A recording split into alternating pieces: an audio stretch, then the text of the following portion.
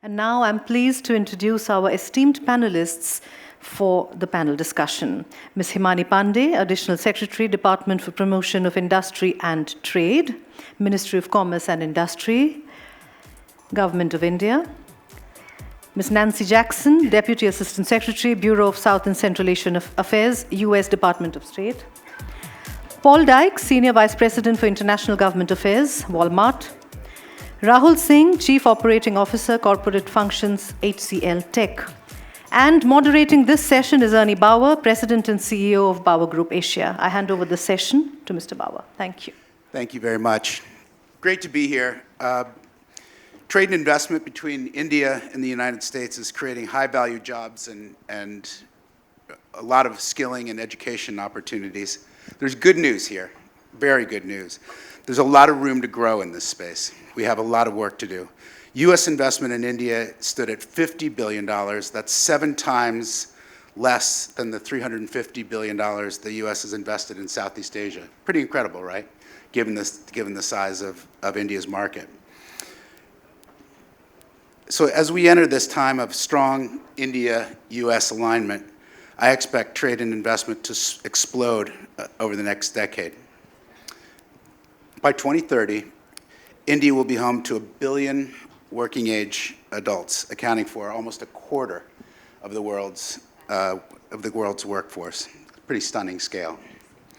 As more American companies view India as a core center of their global operations, and as the government of India thinks about dedicating its more substantial efforts and focus on skilling and job creation programs, there's a lot of room for expanding private-public sector collaboration. The work I do at Bauer Group Asia is helping companies think about these opportunities and tailor their narrative in India and other Asian countries so that they fit and they align with the aspirations and ambitions of Indians and the Indian government. So every American company working in India needs to include jobs and upskilling and education as part of its India narrative. The same is true for Indian companies in the US. There are over 160 Indian companies operating across 40 American states, employing nearly half a million Americans. Indian companies are leveraging the Reduction in Inflation Act, the IRA, Exim Bank, as we heard yesterday, and working with governors to invest and hire and train Americans. So this panel will explore how governments and private sectors are creating opportunities in India and the US, and will feature perspectives from 4 outstanding leaders from both government and the private sector. Let me start with Himani Pandey. She's the Additional Secretary for the Department of Promotion of Industry and Trade in the Ministry of Commerce, Industry, and the Ministry of Commerce and Industry. And maybe I'll start with a question for each of you. So, Additional Secretary, how do you see the shared values of India and the US manifesting itself in expanded job creation in both countries? And what role do you see for training and skilling in that context? Where are we now, and where do you want us to be? Thanks, Ernie. That's a good question. Like you said, US is one of our important partners in terms of how much investment flows into the country through FDI as well as in trade. Importantly, we have various levels of partnership, across the government as well as across industry. One of the important partnerships is through this US-India CEO Forum. And one of the important pillars in that is the working group on ISET, which actually released a report last year on skilling. So everyone's engaged on this topic. This is a topic which is central, I think, to growth in the industry. And we have the demographic dividend, you talked about it, but we really need people who are skilled, and especially with the economy changes, with the China Plus One strategy, which is being talked about, which is being deliberated across. And we need to have more and more people who are skilled, who are reskilled, who are upskilled. We also need people who have no level of skill actually, and who are maybe school dropouts, and you need to be skilled on that level. And there are various schemes which government has taken on a very big scale, like say PM Kaushal Yojana, or the craftsman training schemes, which already runs the industrial training institutes across the country. They are now being given, in many cases, autonomous status to tailor programs for skilling industrial training according to the wants of the industry. So people are working on those lines. And I think one of the areas where I would think that people are moving forward and the discussions have already started is on the virtual gig framework. And that is where I think more discussions need to happen on certifications, on registrations, and much more legal collaborations, because there'll be IP requirements which will be there, technological requirements which will be there. We'll also need a very strong digital transformation for that, to have people, say, earning in American dollars and probably paying Indian taxes. Right. You know, I think it addresses a number of challenges which we have with H-1B visas and the number of limitations which are there for people to migrate out and work in the US. But I think overall we are moving in the right direction. We have big ticket schemes on apprenticeship coming up, incentives which the government has announced in the budget this year. So skilling is very, very crucial and central to growth for us. Thank you so much. I remember the discussion between your minister, Piyush Goyal, and our commerce minister in San Francisco, and it was a venture capital forum a couple months ago, and the dynamism in that room was incredible. The companies were asking governments, could we create corridors for really integrating the U.S. and India on movement of people, data, and money. And so this will be, that would be great, but it won't do anything if we don't train and educate each other to get to the right level. Let me turn to Nancy Jackson.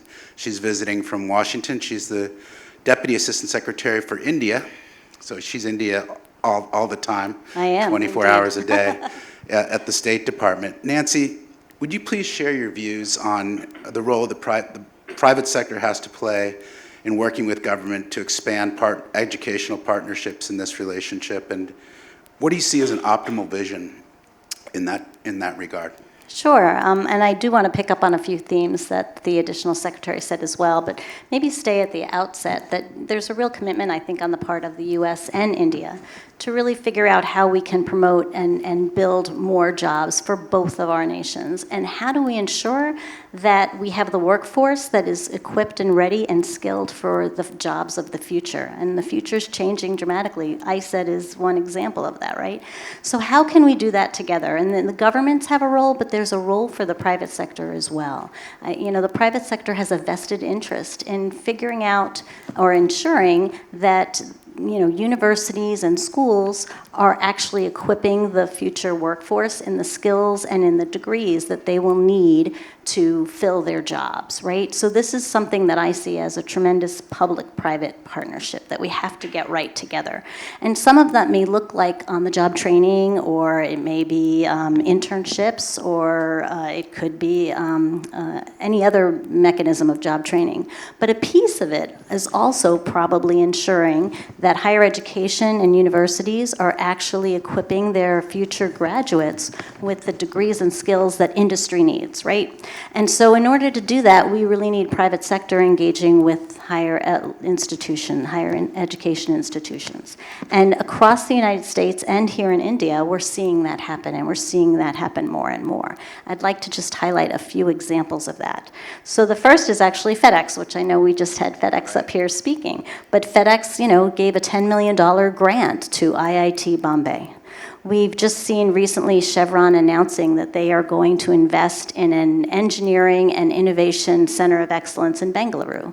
And then, of course, we have in our own country, Tata creating the innovation center at Cornell University. So there's the start of kind of where we see the private sector engaging with the universities. Is it enough? Of course not. And one of the things that I wanted to highlight, because we've been doing a lot of it this week here at the Ideas Summit, is that we're never going to reach the goals of Prime Minister Modi's 2047 vision if we are not tapping the full potential of half of India's population, and that's women. And we all know that when given the chance, women make a tremendous contribution to development and economic growth, but they need to be given the chance. We need to level the playing field. We need to remove the barriers. And so for our part, in terms of government, we've launched the U.S.-India Women's Alliance for Women's Economic Empowerment. And that's really focused on how do we reduce those barriers? How do we ensure that we're hiring, skilling, retaining, promoting women in the workforce to make sure that every working age individual in both of our countries has the same opportunity to contribute to the economy and to build their own economic security.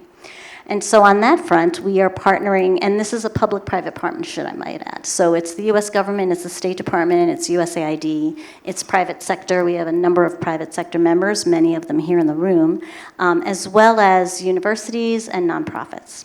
And so one of the things in terms of preparing the workforce for the future that we have one of our alliance anchor partners doing is Johns Hopkins University through the Gupta Klimsky Institute here in India is working with women who are in STEM education. We see a lot of women in STEM education. We don't see a lot of women in industry.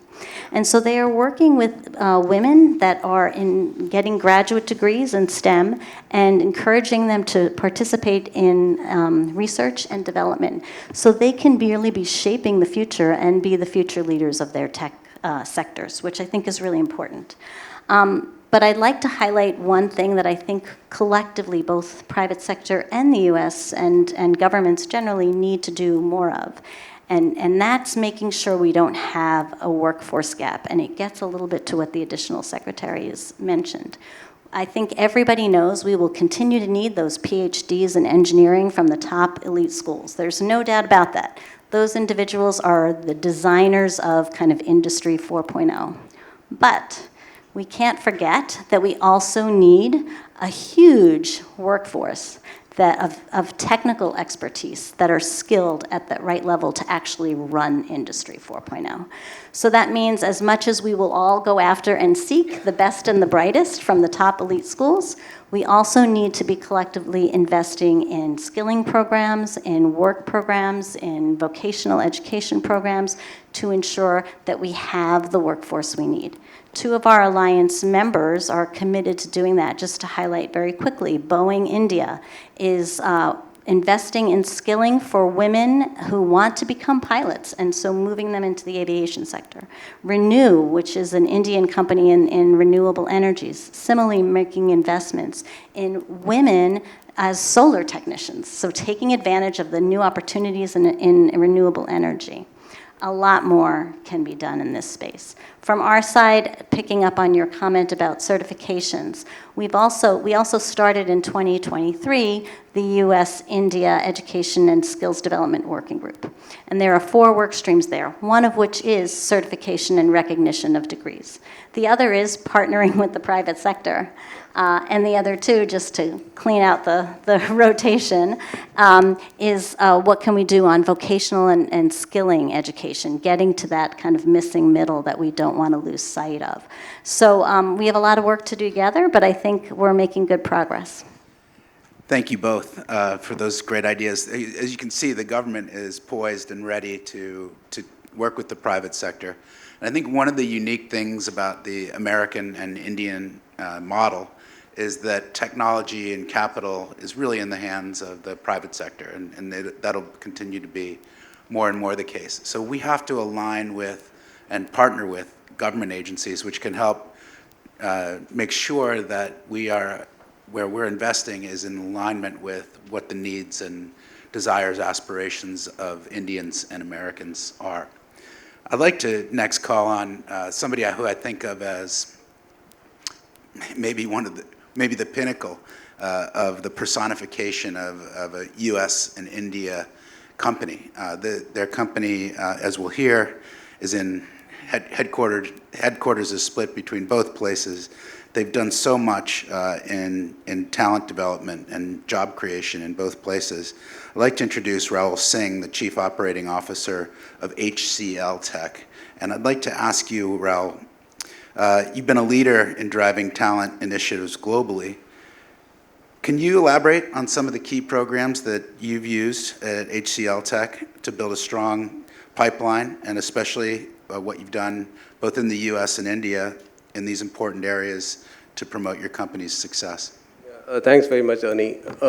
So very quickly, I think you gave a good introduction to our company, but just for the larger audience. So we are a global technology services firm. And while we are headquartered in India, roughly about 2/3 of our business actually comes from North America, right? So our CEO sits in North America, as an example. We do work with some of the largest companies in the US, in multiple industries, healthcare, banking, even high tech. Since we are a technology company and we provide technology services, obviously, the kind of talent pool that we need are people who are, basic education STEM, but more importantly, are trained on new technologies. And one of the things about new technologies is, as all of you would have noticed and seen, technology changes, by seasons almost, right? So you have a new technology coming in every couple of years, and therefore a lot of emphasis in firms like ours is on reskilling our own employees, because we need to reskill our own employees.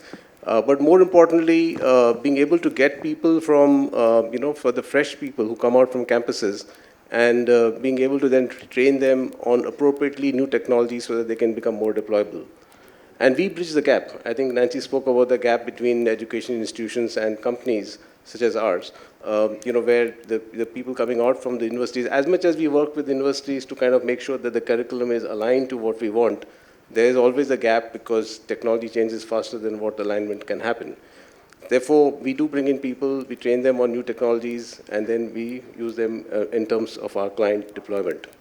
I must mention here that in addition to that, some of the things that we also do is that, we have a program where we take people from, who are not as yet STEM qualified. So we take people who are from high school.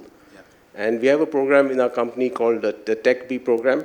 In America, it's called the HCL Tech Apprenticeship Program, where we take people from campuses and we put them through, a kind of a curriculum within the company, and they pursue education side by side. So we actually end up paying them because they're working for us, but they in turn are also aligning and getting, STEM educated independently with partnerships that we have with education institutions. So therefore, what happens is that we bring in the talent at a more impressionable age. They work in an environment which is a technology company environment, so they pick up very fast. Must mention here also that, while high tech is seen as something very complex, we find that, people who have the energy to learn and, who are, who have it's not about being STEM educated, but being able to understand and being able to accept new technologies. Learnability is what we look at versus a degree.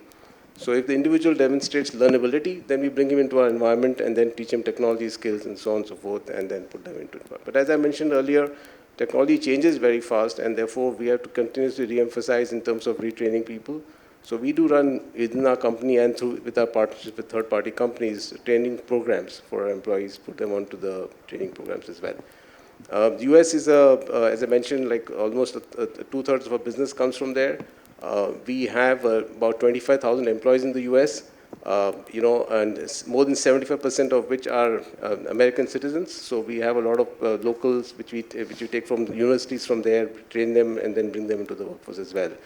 So we are really a demonstration of good partnership between the two countries. One of the things that we have to also note is that technology transverses the globe very fast. So, if you are in the manufacturing industry, then still it takes a couple of years for things to happen from one place to another. But in our world, it's like within fortnight. So companies in Europe, companies in the US, companies in the UK, maybe in Asia, the demand for technology is almost the same. And therefore, mobility of our people becomes very critical. And I think sometimes we have some issues in terms of mobility of skilled resources. And I think those are the areas which perhaps we have to work with the governments, so that we recognize that this is not about, it's about enhancing the capabilities in the various countries, that we move people around and kind of do that. Although we as a company, as I mentioned earlier, are very, very strongly local employer driven, and we do across in the US, as I mentioned, but even outside the US, very strong local employer. We have a top employer brand across 30 countries. So, wherever we are pretty very good at that as well. So I thought I'll just mention that as well, the global mobility, ability to train people, ability to work with universities are some of the things that we work on to make this whole model work. Yeah. Thank you very much. That's impressive. You know, as fast as technology travels, hopefully good ideas can travel faster. And I think that's the idea that Ambassador Ketchup and the USIBC envisioned for this idea of an ideas summit. And I think part of what we're doing here is listening to companies who've had good ideas and implemented them. I think in India, for me, one of the most impressive stories of the last decade has been Walmart's transformation in India. And I just think it's a really impressive story, Paul. So let me introduce Paul Dyke, who's the Senior Vice President, recently promoted, folks. So raise a glass to Paul tonight if you can. Of Global Government Affairs and Business Diplomacy, a very apt title for such an experienced diplomat. Paul, maybe you could tell us a little bit about that journey. Especially related to the concepts that I think you've developed about inclusive, and an emphasis on inclusive sourcing and upskilling. Love to hear your story. Yeah, thanks, thanks, Ernie. And yeah, just picking up on, Deputy Assistant Secretary Jackson referenced it. You have Ernie and some of the other panelists and different speakers, yesterday and today, is, this idea. Some people have called it shared value or doing well by doing good. At Walmart, we talk about it in terms of regeneration, and really it just means you're putting society's interests at the center of your business. And the key area where India is the best example that I just want to focus on in a couple minutes today is where we've found, where the real magic happens is when, and somebody, maybe Ernie, talked about alignment, and it's that, aligning the business, our business, and what we can bring with what India needs. So if you look at India, strong entrepreneurial class, growing MSMEs, a government that's got really ambitious, targets for becoming a manufacturing power and exporting, job creation. And then you look at Walmart and our companies in India like Flipkart. We've got a big local e-commerce marketplace that relies on, hundreds of thousands of small sellers to serve hundreds of millions of customers. We've got a Walmart e-commerce marketplace, so serving customers in the US and Canada with, global goods. We've got a big global sourcing business here, which is about exporting Indian products for Walmarts around the world. And when you match those two things up, and when, the private sector and when Walmart and, Nancy mentioned examples of other companies, but where we can lean into bridging those two things, that's where, you can really have a big impact. So, for us, it is, we've got programs that are targeted at, very small suppliers that may just, want to be on a domestic marketplace, or those that want to do that and then grow to being on a global marketplace or being able to export to other markets. That doesn't happen just by aspiration. They'll have, companies may and usually do have, very good, products, good companies, but need tools. They need tools, they need training and all kinds of things of, how do you market? How do you do the financing needed to grow and scale? And so, we've got a number of programs. One I'll just quickly highlight, which is called our VRIDI program.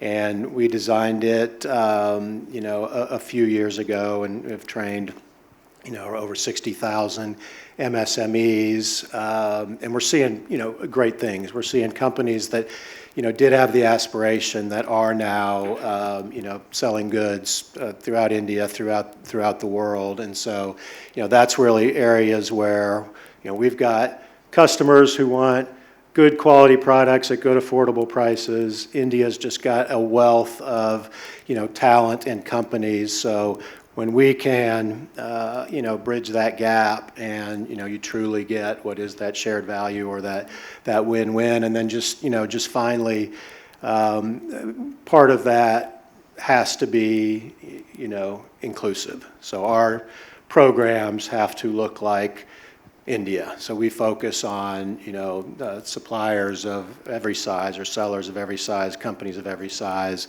women, diversity, different communities, and by focusing on that, again, our company's a better company, providing different opportunities for India, and so that's kind of the model that we try to replicate around the world, but really has been successful for us in India. I'd like to thank you all. I see our time is up, but I think the big ideas out of this panel are invest in talent, empower women, and partner. And I think those are some good guidelines for all of us as we think about growing this partnership over the years. My background is looking at all of Asia, and I was just shocked that ASEAN has 7 times the investment, the American investment, that India does. And you think about India is 3 times as large as ASEAN, and the GDP is significantly bigger, 3 times larger GDP. We've got work to do, folks. As much as we've all celebrated and congratulated ourselves on where the U.S.-India relationship is, from where I'm sitting, we're just starting. So I want to thank this panel, thank all of you for giving us a listen, and thank the USIBC for the opportunity. Thank you. Thank you very much, ladies and gentlemen. That was the panel on local opportunity, global talent, job creation and skilling in India and the US. I request you to please huddle for a photograph. I would like to thank the panelists for that thoughtful discussion on how India and the United States can work together to address workforce needs and create opportunities for our people. The importance of job creation and skilling cannot be overstated as we look ahead to a more interconnected economy.